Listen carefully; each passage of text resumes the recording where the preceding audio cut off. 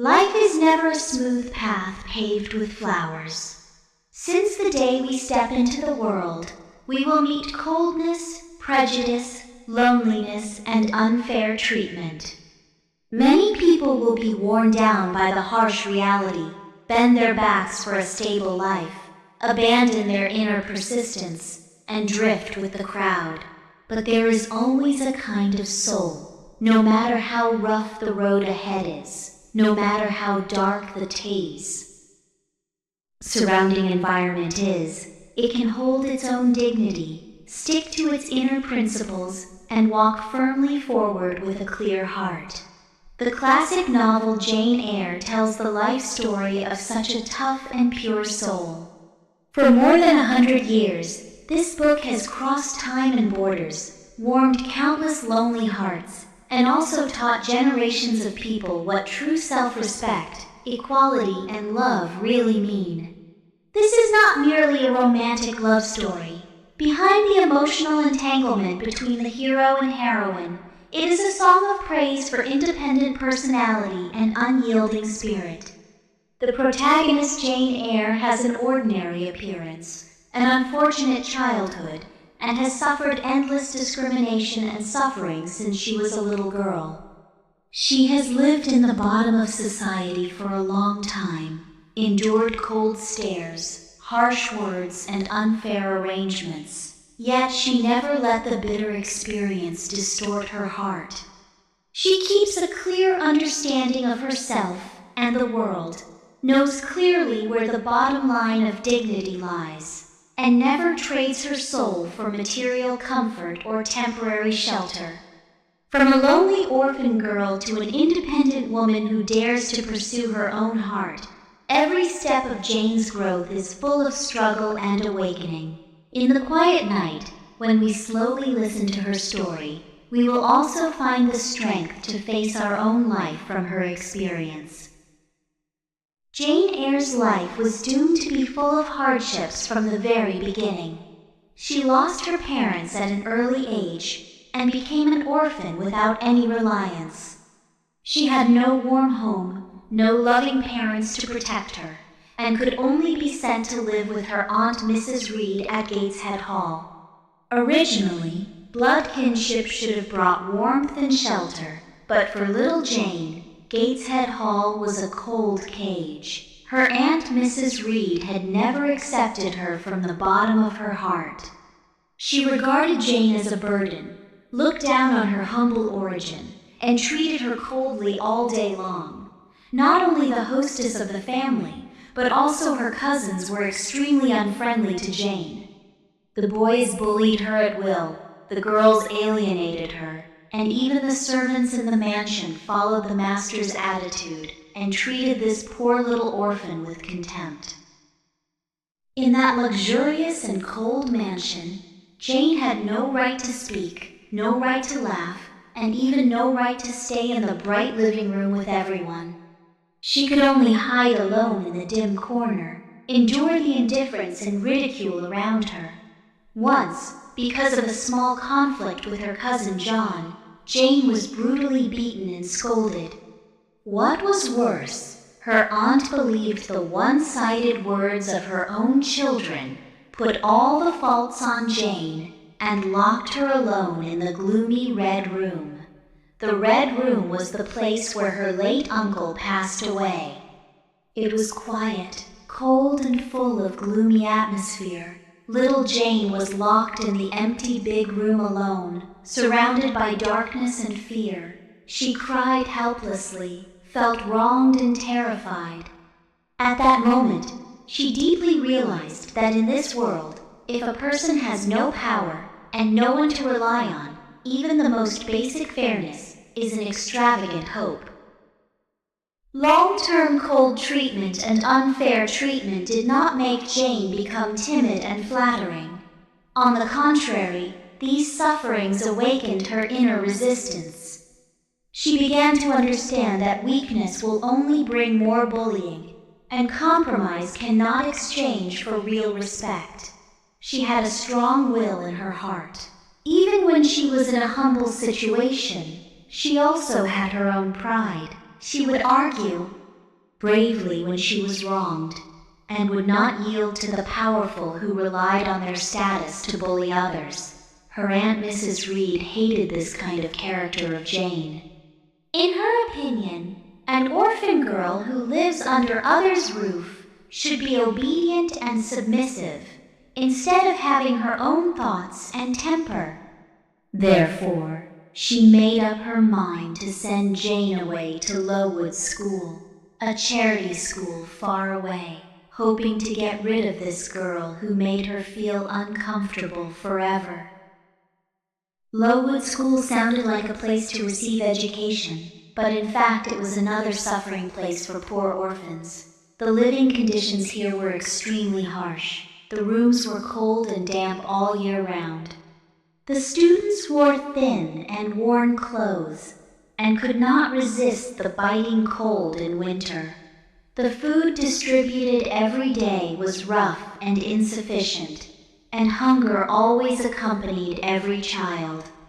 What was more cruel was the rigid and cold management style of the school supervisor, Mr. Brocklehurst. He advocated asceticism in the name of religious belief, suppressed the children's nature arbitrarily, deprived them of all small joys in life, and tried to train these lonely orphans into numb and obedient puppets.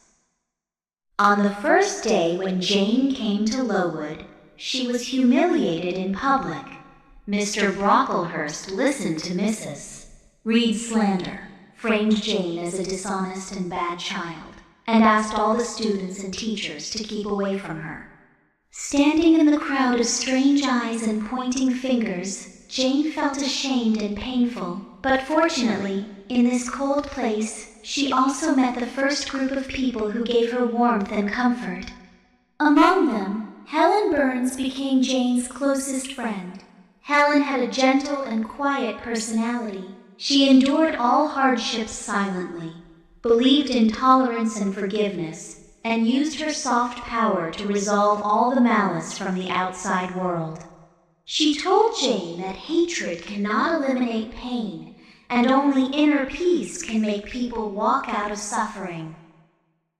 The meeting with Helen had a profound influence on Jane's growth. Jane was fiery and resistant, while Helen was gentle and tolerant. The two different personalities collided and blended with each other. Jane learned to restrain her excessive anger from Helen, and learned to look at suffering with a more peaceful attitude. At the same time, she also stuck to her own strength, and never gave up the courage to defend her dignity. Besides Helen, Miss Temple, a kind teacher at the school, also gave Jane sincere care and guidance. She saw the kindness and firmness hidden under Jane's stubborn appearance, defended her when she was wronged, and taught her knowledge and the principles of life. In Lowood School, Jane spent 8 years. She endured the harsh material conditions and cold rules, but she did not waste her time. She seized every opportunity to study hard, read a large number of books, absorbed knowledge constantly, and shaped her independent thinking and elegant temperament. 8 years of hardship polished her childish edges and corners, but did not wear away her inner pride. When she grew up from a little girl to a young lady, she was no longer willing to stay in this closed school with no change all the year round. She longed for a wider world, longed to get rid of the established life track, and wanted to rely on her own ability to live independently. So she took the initiative to look for a job as a governess, and finally got an offer from Thornfield Hall. From then on, Jane stepped into a new life stage, and also met the man who would be entangled with her for a lifetime, Edward Rochester. Thornfield Hall is a quiet and grand country mansion. Compared with Gateshead and Lowood, the living environment here is much better.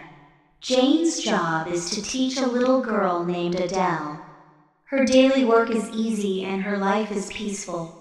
At first, she was satisfied with this stable life, until one night she met the master of the mansion, Rochester. Rochester is a middle-aged man with a rough appearance and a deep and complicated heart. He has experienced countless ups and downs in his life, traveled around the world, and hidden many untold secrets and pains in his heart. At the beginning of their contact, the two people always collided with each other. Rochester is used to being domineering and used to ordering others with his status as a master. But Jane never regarded herself as a humble servant. She faced him calmly, spoke frankly, and never flattered or catered to him because of his noble status. This unique temperament deeply attracted Rochester. He had seen too many people who fawned on him for money and status. Those people wore hypocritical masks and spoke sweet words against their will. Only Jane, standing in front of him with an equal attitude, has a pure soul and independent thoughts. He was gradually moved by this ordinary-looking but extraordinary girl. In the daily getting along, they talked about books, life, and thoughts. The distance between their identities gradually faded, and two lonely hearts approached each other slowly. Rochester's heart, which had been closed for many years, began to bloom because of Jane's arrival. He found that Jane could understand his inner loneliness and troubles, and could bring him a long-lost peace and joy. Jane also fell in love with this deep and rough man unconsciously. She saw the loneliness hidden under his cold appearance, understood his pain and helplessness, and was moved by his sincerity to her. In that era with strict class boundaries, the gap between a wealthy noble master and a poor ordinary governess was like an insurmountable gulf. Everyone thought that such a love was unrealistic and would not be recognized by the world. But Jane did not care about the worldly vision. She believed that love is equal. In front of true feelings, all status, wealth, and appearance are insignificant. She said the most classic words in the book. Do you think, because I am poor, obscure, plain, and little, I am soulless and heartless? You think wrong. My soul is as full as yours, and my heart is as complete as yours. It is the spirit in both of us that stands side by side before God, because we are equal. This passage has shocked countless readers for hundreds of years. It is Jane's most sincere expression of self-esteem and the most powerful declaration of equal love. She never thought that she was inferior because of her humble background. She firmly believed that every soul is equal, and no one can trample on others' hearts because of wealth or status. Rochester was deeply touched by this sentence. He decided to break the worldly prejudices and marry Jane openly. The whole Thornfield Hall was filled with the joy of upcoming marriage. Jane once thought that she had caught the happiness that belonged to her, and her life would move towards a bright future from then on. However, fate arranged a cruel test for her at the most happy moment. On the wedding day, all the arrangements were ready, and the wedding ceremony was about to be held. Suddenly, a stranger rushed into the church and exposed a huge secret that Rochester had hidden for many years. It turned out that Rochester had already married a woman named Bertha Mason when he was young. His legal wife was still alive and was locked in the attic of Thornfield Hall all the year round because of mental illness. According to the law and religious rules at that time, a person could not get married again when his spouse was still alive. In an instant, the beautiful wedding dream was completely shattered. All the eyes of the crowd were focused on Jane, with surprise, ridicule, and sympathy. At this moment, Jane fell into great pain and struggle. She loved Rochester deeply. She was willing to accompany him to face all the difficulties in life. Rochester also poured out his true feelings to her, told her the helplessness and pain of that wrong marriage, and hoped that Jane could stay by his side. He hoped that Jane could be his spiritual partner, even without the name of a legal wife.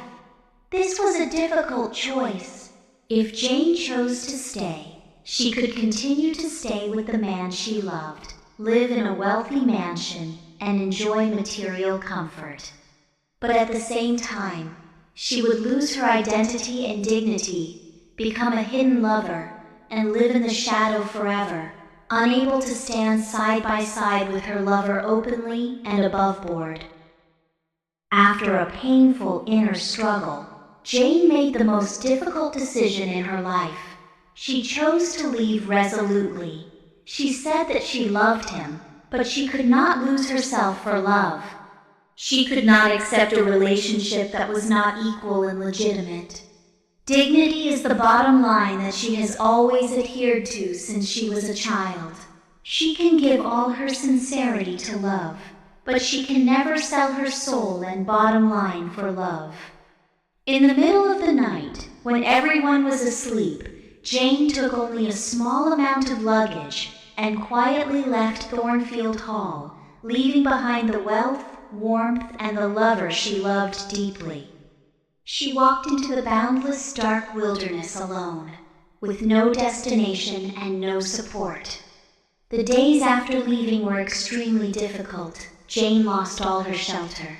She wandered on the road, endured hunger, cold, and fatigue, and once fainted on the side of the road because of exhaustion.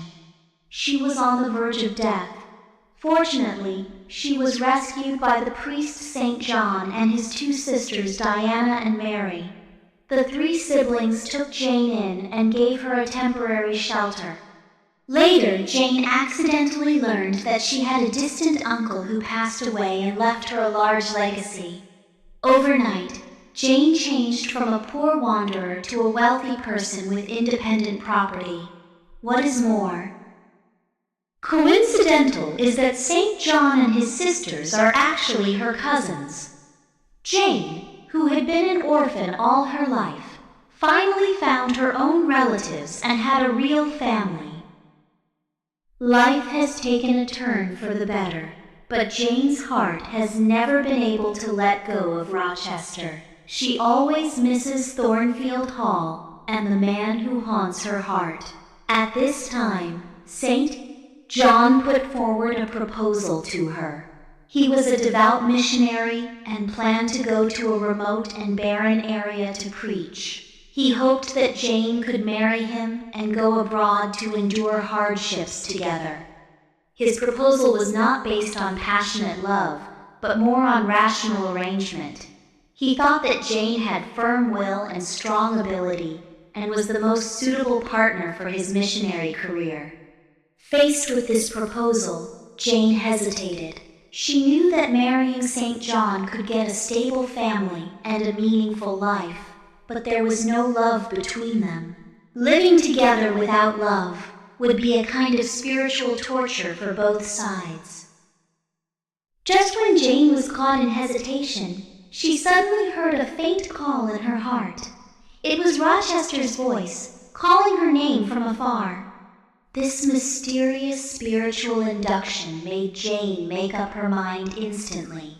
She knew where her heart belonged. She could no longer suppress her longing.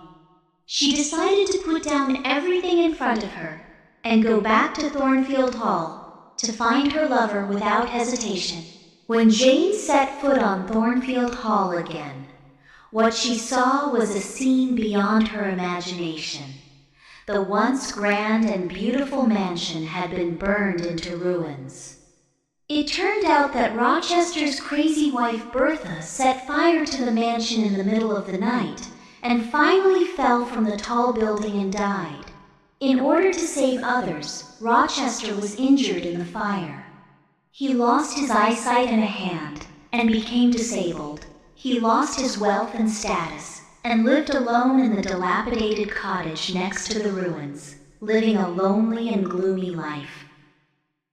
The strong contrast between the present and the past made Jane feel sad, but she did not flinch because of his downfall and disability. She walked firmly to Rochester's side. At this moment, there was no longer the gap between master and governess, no longer the difference between wealth and poverty. Two people who had gone through countless hardships finally stood on completely equal ground. Rochester was inferior because of his disability, and once tried to drive Jane away, fearing that he would drag her down. But Jane held his hand firmly and told him that she came back for love, not for status and wealth. She was willing to accompany him for the rest of her life, take care of him, and share the ordinary trivialities of life with him. After going through all the twists and turns, the two lovers finally got a complete and equal love. They got married in a simple way, stayed away from the noise of the world, and lived a peaceful and happy life in the countryside. Later, Rochester's eyesight recovered a little, and they had their own children. The story of Jane Eyre came to a warm end. Looking back on Jane Eyre's whole life, we can see that her life is a long journey of constantly defending dignity and pursuing equality. From the lonely orphan girl who was bullied everywhere, to the independent governess who insisted on her principles, and finally to a woman who gains both spiritual belonging and material independence.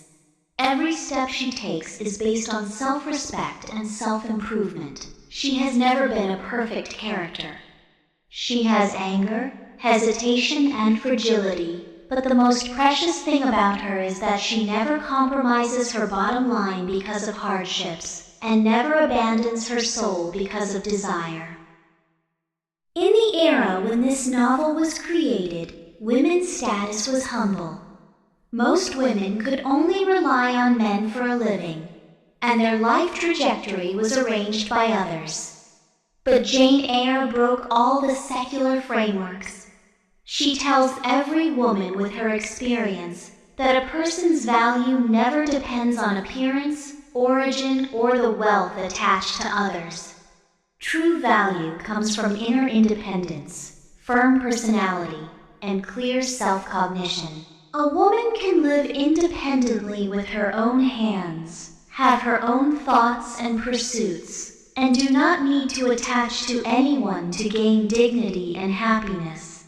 What moves us most is the love view contained in the book. True love is not the attachment of the weak to the strong, nor the exchange of material and appearance.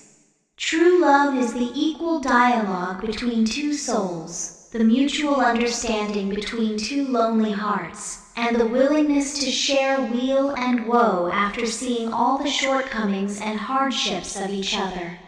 When Rochester was wealthy and powerful, Jane did not humble herself to cling to him. When he was down and disabled, Jane did not leave him because of poverty and hardship. Her love is pure, firm, and equal, without any utilitarian ideas. This kind of love is still a rare and precious ideal in modern society. In modern life, we no longer have the strict class barriers of that era, but we still face various confusions related to self-respect and love. Some people will feel inferior because of ordinary family background and plain appearance, deliberately cater to others, and lose their true selves in order to gain recognition. Some people confuse material possession with happiness, regard wealth and status as the standard of love, and choose a partner for the sake of material comfort, ignoring the spiritual fit between each other. Some people will choose to stay in an unequal relationship for the sake of temporary stability, swallowing their grievances and abandoning their bottom lines. At this time, rereading Jane Eyre can let us retrieve the lost heart. Jane Eyre tells us that everyone is born equal, No matter what kind of environment we are in, we should keep our inner pride. We can be gentle and kind to the world, but we must never be humble. We can yearn for love and pursue warmth, but we must not lose ourselves for love. A life attached to others is always floating and unstable. Only when we stand firm on our own feet and have independent personality and independent ability can we gain real peace and eternal happiness. The hardships Jane experienced in her childhood taught her to be strong. The study in Lowood shaped her mind.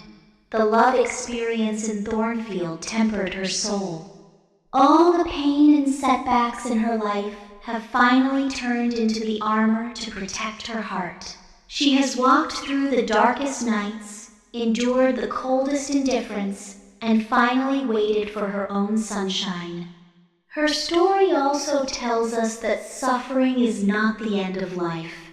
As long as we do not give up self-cultivation and self-respect, keep moving forward firmly, all the hardships along the way will eventually become the scenery on the road of growth.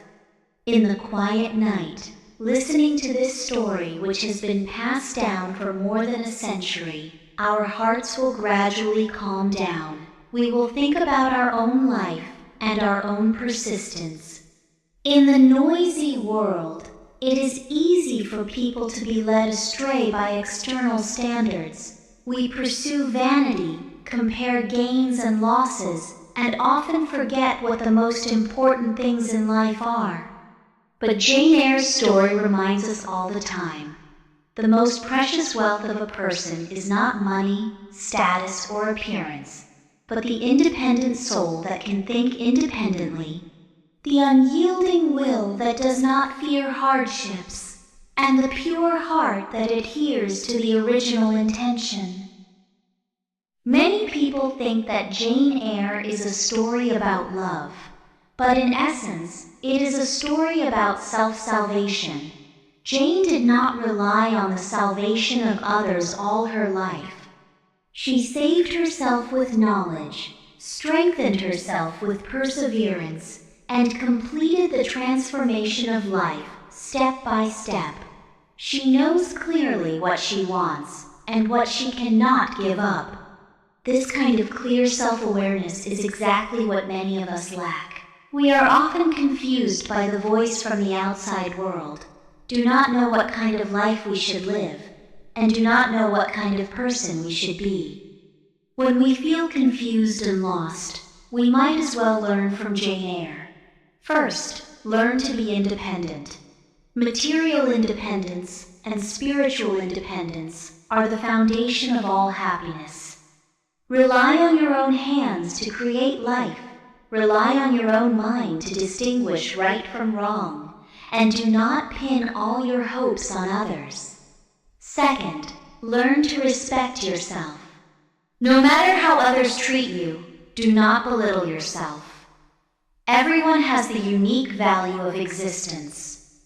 Even if you are ordinary, you also have the right to be treated equally and sincerely. Third, learn to treat love rationally. Love is a beautiful encounter between two equal souls, not the attachment of one party to the other. Do not love blindly. Do not lose your bottom line for the so-called love.